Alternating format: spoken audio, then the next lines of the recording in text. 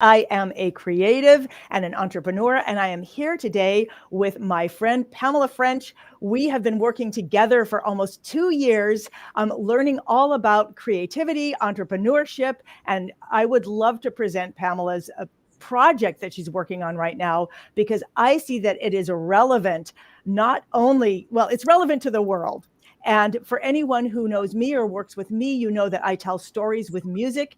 Pamela's project is all about stories with or without music, and she is going to give you the chance to be telling your stories about the people that are important to you. So Pamela, tell everybody about what you're offering and what's available for people to share their stories through your project. Thank you so much, Deborah. It is such a privilege and an honor to be here with you today. The Seeds for Peace project really comes from a belief that human connection is the catalyst for world peace, and that happens one conversation at a time. And the power we have to make a difference in people's lives and the impact that creates, one impact at a time. I've often been inspired by the story of the little boy who's walking along the beach, picking up starfish and tossing them back into the ocean. And an older gentleman comes along and asks him, "What are you doing?" And he said, I'm saving this starfish life. And the older gentleman looks at the miles and miles of beach and starfish along the beach. And he said, "You'll never get that done before, sundown, and you need to go to bed." And the little boy says nothing. He bends down. He picks up a starfish. He tosses it back into the ocean. And he said, "To that one, I made a difference." And that's beautiful. Wow. So what I hear you saying is that every person that we touch, even one person, is, and you're making me think of a story of my mother, who was a singer, an amazing singer, and was never discovered. And for years and years, I lived with the pain. My mother wasn't discovered. My mother wasn't discovered. And then one day I realized, wait a minute, I discovered her. Even if nobody else ever heard her, and in fact, many people did, but even if only one person heard her, it changed my life. And then everything that I do is changing, will change, even if it changes one other life. So that's what that story made me think of. And is that what it sounds like you're looking for those stories? Oh my gosh. And I'm looking for them for so many reasons. One, it is such a gift we can give ourselves to think about, well, what kind of story would I tell? Like, who has made a difference in my life? And I'm talking about all kinds. Like, I can tell you a story about my friend Kate, who came for a visit, and I hadn't seen her in years, but I was in a very depressed state at the time. And I was very stressed about her coming to visit because of my depression. I hadn't been taking care of my home. And my friend Kate came. She gave me a big hug, took a look at the state of affairs in my house, and went to the closet and got the vacuum cleaner and vacuumed my house for me. And that's it. It made a profound difference that someone cared, and I was in this bubble thinking no one cared. And, I was just going to be buried under desks somehow. And like, that's a story of someone who made a difference in my life. And remembering, so what I'm hearing is I can call my friend Kate and like really share my appreciation with her. So I'm hearing that you're collecting stories, and I'm going to ask you how, literally, but I'm also hearing that these stories could be that short, that it's just the story, the moment, someone getting to see that. So I have a lot of, people all over the world, harpists especially, who I train to tell stories with music. And I actually have a specific training for that. And I'm happy to share that a little bit later. But how do people, like, what I'm reading is that people can share stories as videos, they can share stories as audio, they can share stories as text, and you're actually going to put them, where will they live? How will people experience them? Yes, so I currently live in Ottawa, Canada, Canada's capital city. And so, as you can imagine, the summertime is one of our highest tourist seasons. And so, we're curating all of these stories into what I like to call a social human connection experience. So, they'll all be physically located in one place. And depending on the art forms that we get, we will design a multi-sensory environment for people to experience collectively the difference we make in each other's lives and the impact of human connection towards world peace.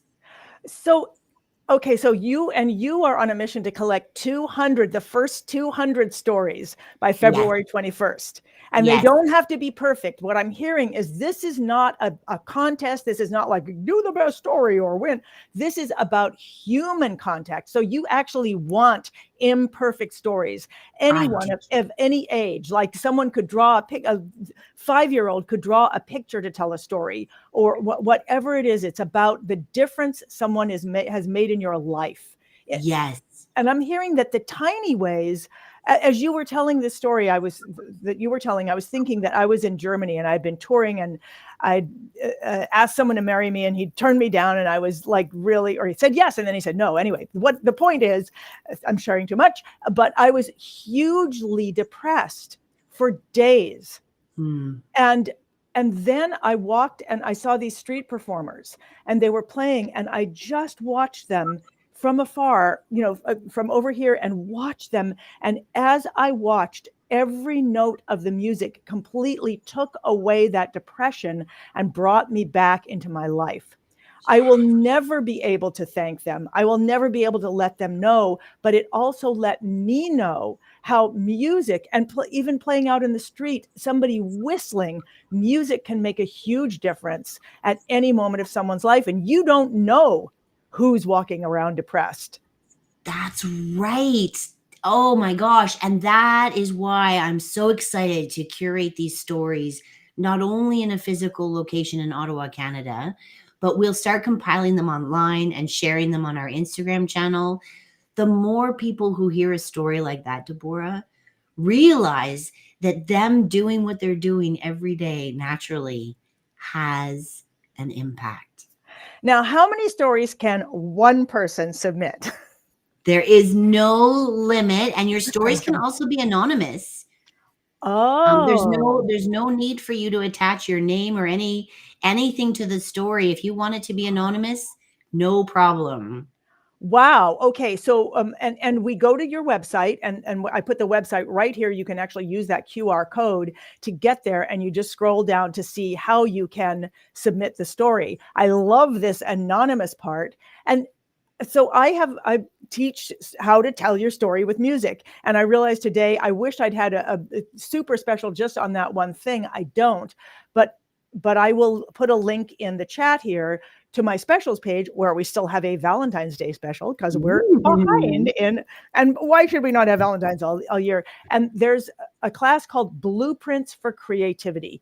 And one of those blueprints is how to tell your story with music, because there is a kind of blueprint. So Pamela, while I'm doing that, why don't you say, like, if someone is like, I want to tell a story, but give me a little bit of structure, because structure is freedom creatively. What would you say to them? How could they structure their story? Yes. Well, you can start by talking about, where you were at, what was your state of mind and your environment, and then how did you encounter this person? How did they come in? And then describe them and share about who they were being and what they did or said, and then the impact that had on you. So before this person interacted with you, this is what was happening for you. Then the interaction happened. And then afterwards, what were you left with? What was the difference that they made in your life? And all of that, that 3 stages. It's like before the interaction that happened, and then after the interaction. So why don't I give it a try? Okay, great. Okay, and someone has just put a comment here, so I want to read that too. And I hope, oh no, that was me. I want to make sure that in fact that link is going to, oh, I can't.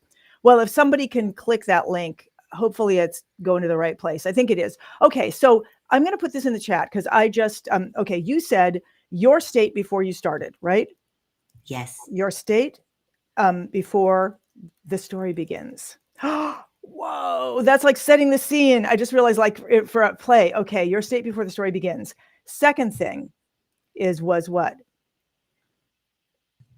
The second thing is what happened, like the interaction. This person What came in. happened? Who are they? You. Okay, the interaction. Okay, and now 3 would be what? The result, like who you are after this Oh, the interaction. transformation or the breakthrough over the past. Okay, the result, the breakthrough, over, like how you were different from the past. Okay, Yes. how life is different now. For you. Okay, all right. So I'm going to give it a try. And then I also want to talk a little bit about how we know each other, because the way that we know each other is a way that other people have the option to be able to connect, because we wouldn't have met otherwise. So I know. I know. So let me try this. Okay. So I'm thinking. So I felt totally stuck behind the harp. The harp is over here. I am a harpist.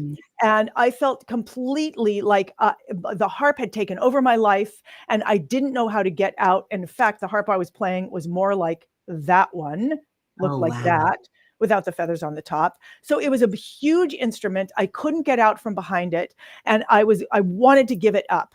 And then I heard about this man who was called the guru of street performers. And he was the person who could transform people's relationship with what they were doing. But I didn't think he would take me. I was just a musician. I finally got the courage to call him, and he accepted me. And I got to go and be part of this group of people who were jugglers and puppeteers and storytellers. And what we did in that class, he showed me how to deconstruct the harp. We didn't take it apart bit by bit, but he showed us how to deconstruct what I thought a harp had to be by letting everyone in that workshop explore it in a different way, not as a harp, but as a playground. Oh, wow. And there was one person who came up on stage, because we did it in a theater, and he said, "Can I move how the harp is?" And I was like, "Sure, go ahead." I had bought this old clunky harp. There is such a thing as an old clunky harp, by the way.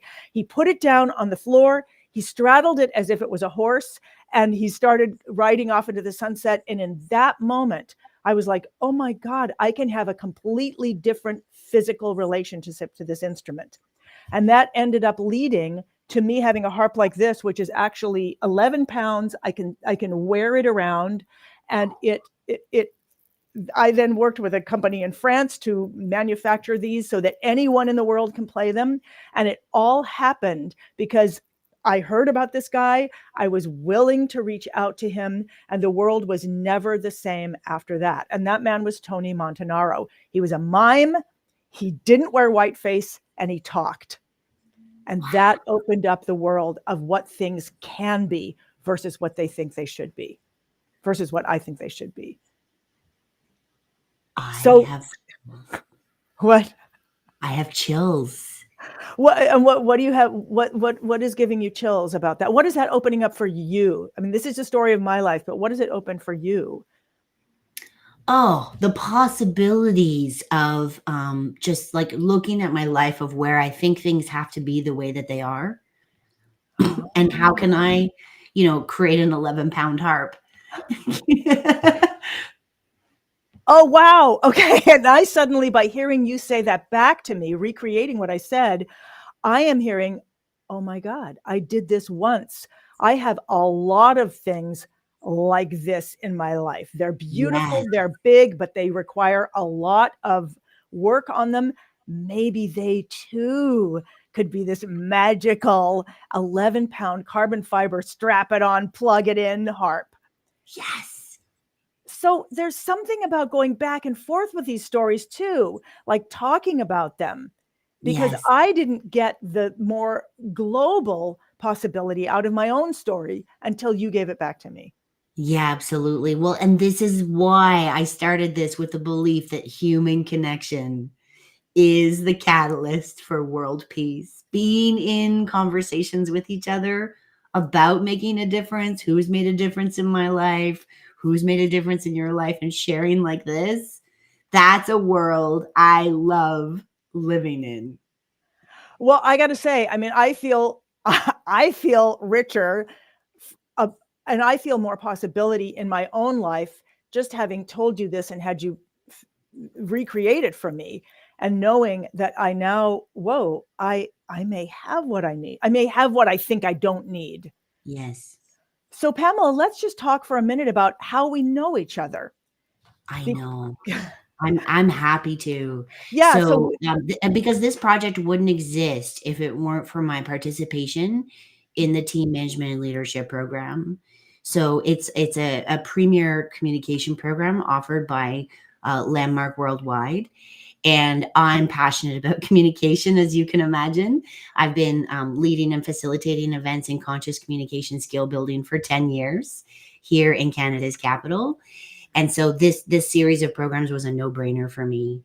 And the team management leadership program is 2 years long. So, you meet people in the program who are really committed to huge breakthroughs in communication and leadership, and projects that involve teams and teamwork and managing them with, ease and a sense of freedom and possibility, like we've just discussed.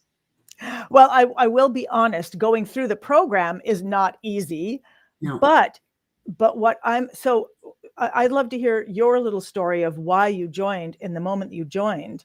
So I joined this program, and I'm near the end of the program now, and I have one more quarter, and I'm determined to get everything out of it, because it's an opportunity to actually kind of jump into a business that's not your own and flail around with it and find out how to create, to evolve and transform yourself and what you're doing through communication.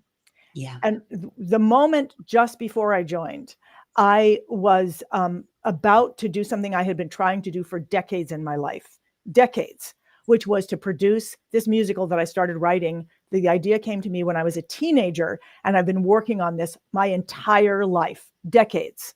And at times it felt like it would never happen. I was on the cusp of being able to do it, and I knew that I would not be able to manage it without knowing how to manage teams. And I had seen in my own life that I was unable to manage teams effectively. I was great at doing stuff myself, could do anything myself, but as soon as it got bigger, and so that was completely limiting what I was able to create in the world. And I was so resistant to it. I was like, I'm not doing this. I'm not doing this. This is I can't add this at the same time that I'm doing this huge project. And I went to my therapist and I said, I'm not doing this. And she was like, okay.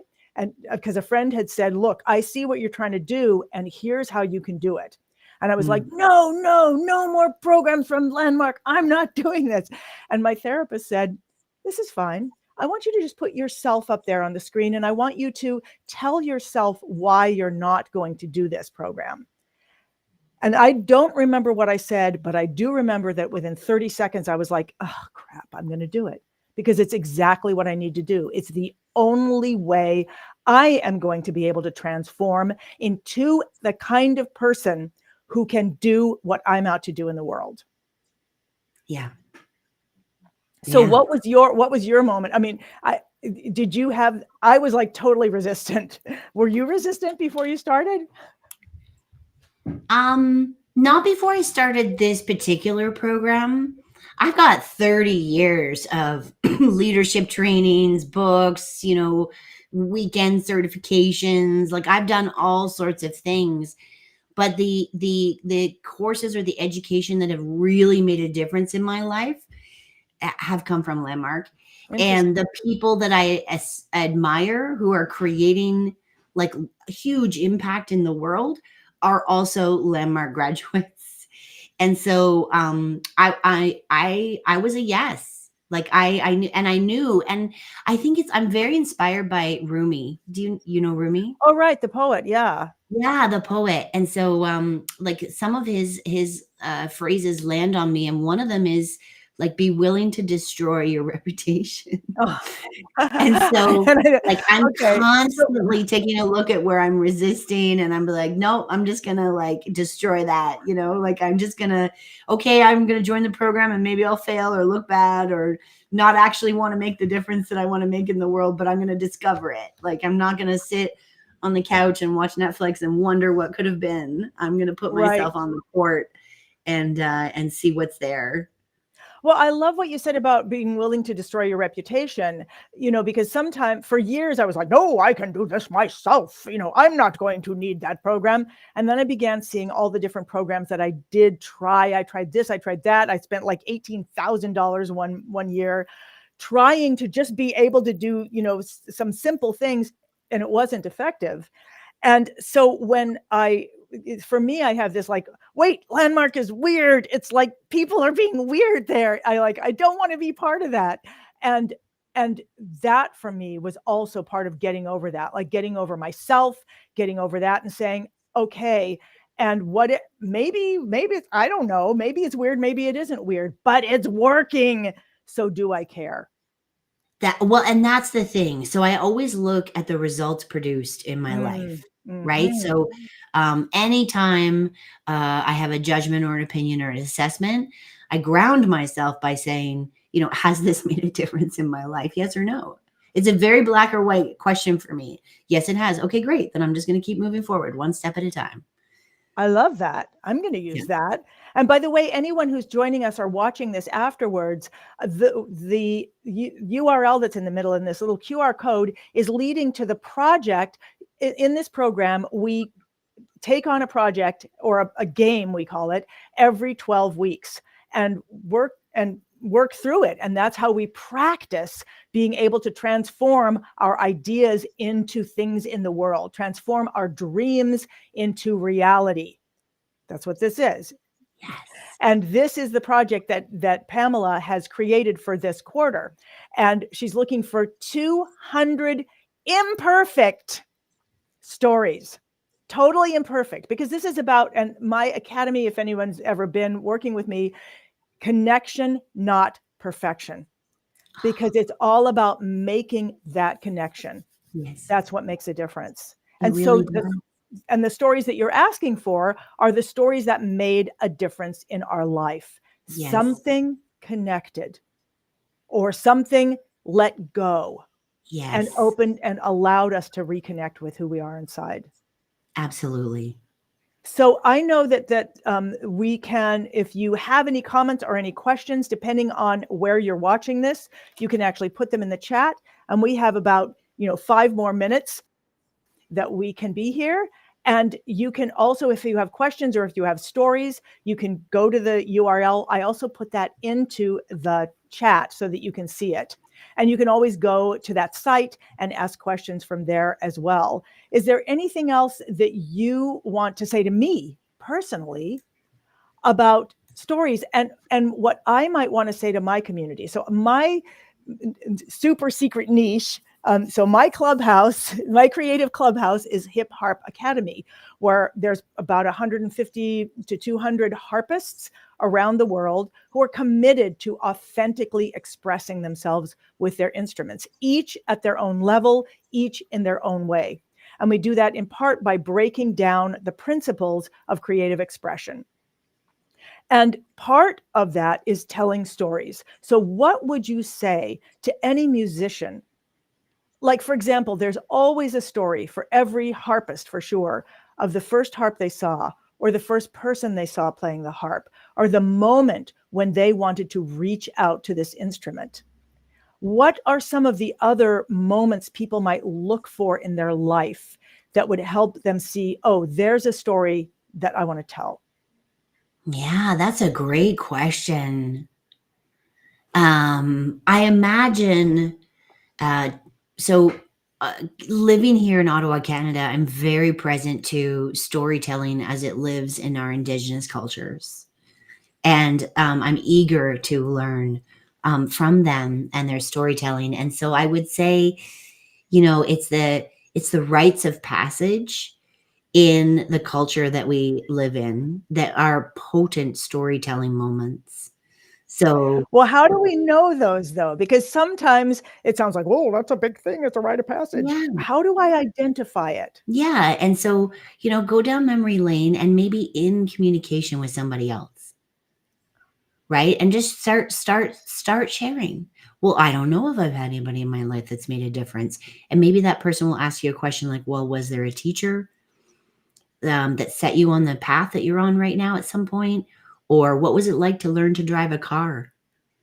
How did you learn that? I Or I love when did you this. first buy your own piece of clothing instead of your parents buying it for you? Or why did you choose the earrings that you chose? Where did you get those? My aunt gave these to me. I know. I bought these to So, support a woman who has an orphanage in Africa.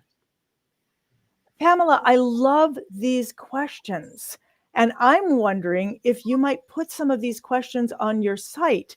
What you just said was so beautiful to have these in conversation so that we could actually get together with other people and maybe even videotape asking each other these questions. They're really beautiful. I mean, Absolutely. And to be honest with you, I wasn't even present to this as an opportunity until I've been speaking with you. So we'll definitely cut parts of this video and start sharing more on our Instagram channel.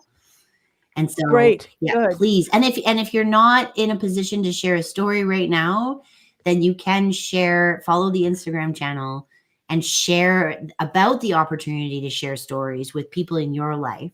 Spread the word. Wait a minute. What do you mean if you're not in a position to be able to share a story? I Do you do mean believe like not everybody is. like if your brain is like, I can't share a story, it's going to be out there in the public. I do believe everybody is, but I also want people to have choice. I And see. so there's like So you can, if you're listening to this and you're like, no, I'm not going to share a story right now. But if you do want to contribute to Seeds for Peace and a world that works for everyone, then you can follow the Instagram channel and share about this with people in your lives and encourage them to share a story.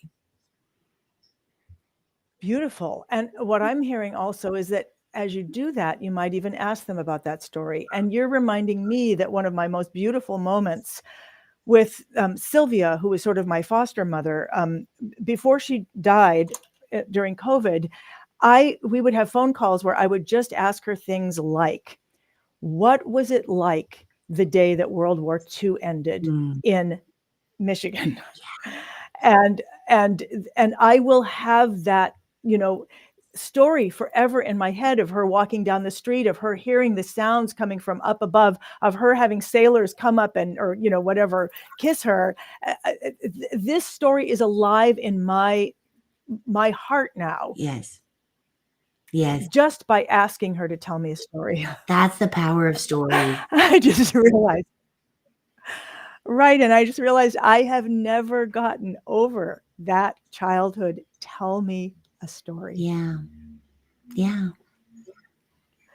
Well, Pamela, thank you so much for coming on and talking about it. And I hope that we will talk about this more as there are more opportunities and more stories. And as we can combine our communities, the harp community with the storytelling community, to bring music to stories and stories to music as well. Oh my gosh, thank you. This has been so heart-filling for me today. Thank you so much. Thank you. And thank you for everyone who's been here. And thank you for everyone who watches this afterwards and who shares it and who shares the story with someone else. And also, hopefully, with Pamela in the SeedsforPeace.World. All right, everybody. Thank you. Thank you. Thank you. And thank you for the comments that are coming in now. Oh, Magda, Thank you. wonderful to be with you. Okay, thanks. And bye-bye and see you soon.